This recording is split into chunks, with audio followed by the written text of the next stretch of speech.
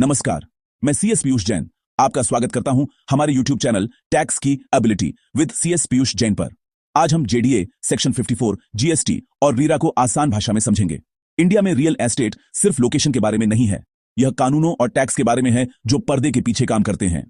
आज मैं उन 3 बड़ी चीजों के बारे में बता रहा हूं जो लगभग हर डील को शेप देती हैं: इनकम टैक्स, जीएसटी, रेरा। चलिए इनकम टैक्स से शुरू करते हैं। जब आप जमीन या बिल्डिंग बेचते हैं तो कोई भी प्रॉफिट कैपिटल गेन होता है। अगर आप इसे 24 महीने से कम समय के लिए रखते हैं, वह शॉर्ट टर्म है, आपके रेगुलर इनकम की तरह टैक्स्ड। अगर आप इसे 24 महीने या उससे ज्यादा समय के लिए रखते हैं, वह लॉन्ग टर्म है, एक प्रेजेंटिंगल रेट पर टैक्स्ड, और आप एक्सेम्पशन का उपयोग कर सकते हैं। यह रहा हीरो सेक्शन 54। अगर आप एक रेजिडेंशियल हाउस बेचते हैं और लॉन्ग टर्म गेन को किसी दूसरे रेजिडेंशियल हाउस में फिर से इन्वेस्ट करते हैं, 1 साल पहले खरीदें, 2 साल बाद या 3 साल के अंदर कंस्ट्रक्ट करें, तो आप उस गेन पर टैक्स बचा सकते हैं। आइडिया सिंपल है, एक घर से दूसरे घर में शिफ्ट करें और टैक्समैन थोड़ी डील देता है। अब जॉइंट डेवलपमेंट अग्रीमेंट्स, जेडीएज, एक लैंडओनर डेवलपमेंट राइट्स देता है, एक डेवलपर बनाता है और लैंडओनर को फ्लैट्स या पैसे मिलते हैं।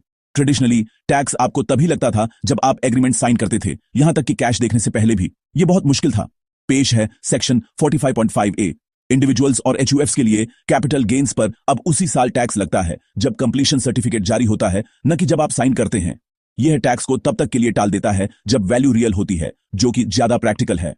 सेक्शन 54 जेडीएज के साथ कैसे काम करता है? अगर आपको लैंड ओनर के तौर पर एक रेजिडेंशियल यूनिट मिलती है या आप अपने कैपिटल गेन्स को टाइमलाइंस के अंदर एक नए रेजिडेंशियल हाउस में इन्वेस्ट करते हैं, आप सेक्शन 54 एक्सेम्पशन क्लेम कर सकते हैं। इसका मतलब यह है, एक जेडीए टैक्स को टाल भी सकता है और स्मार्ट री इन्वेस्टमेंट के साथ इसे कम भी कर सकता है।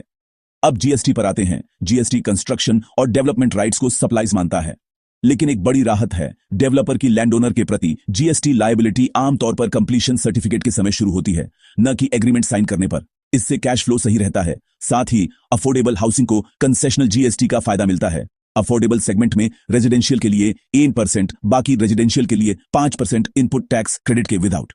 याद रखें, आईटीसी के बिना मतलब है कि डेवलपर्स अपने इनपुट्स पर दिए गए टैक्स को ऑफसेट नहीं कर सकते, इसलिए प्राइसिंग मॉडल्स में इसे ध्यान में रखना होगा। आखिर में RERA, real estate regulation and development act. RERA project registration की मांग करता है, क्लियर डिस्क्लोजर्स और सख्त टाइमलाइंस। एक जेडीए में लैंडओनर का शेयर उसी रजिस्टर्ड प्रोजेक्ट का हिस्सा होता है, तो रिड्यूस प्लान्स दोनों पक्षों पर लागू होता है। बायर्स को ट्रांसपेरेंसी मिलती है, डेवलपर्स को स्ट्रक्चर मिलता है और फंड्स को मॉनिटर किया जाता है ताकि प्रोजेक्ट्स ट्रैक पर रहें। शांत रहने के लिए quick checklist holding period plan करें। 24 महीने एक बड़ा थ्रेशोल्ड है। अगर घर बेच रहे हैं तो पहले दिन से ही अपनी सेक्शन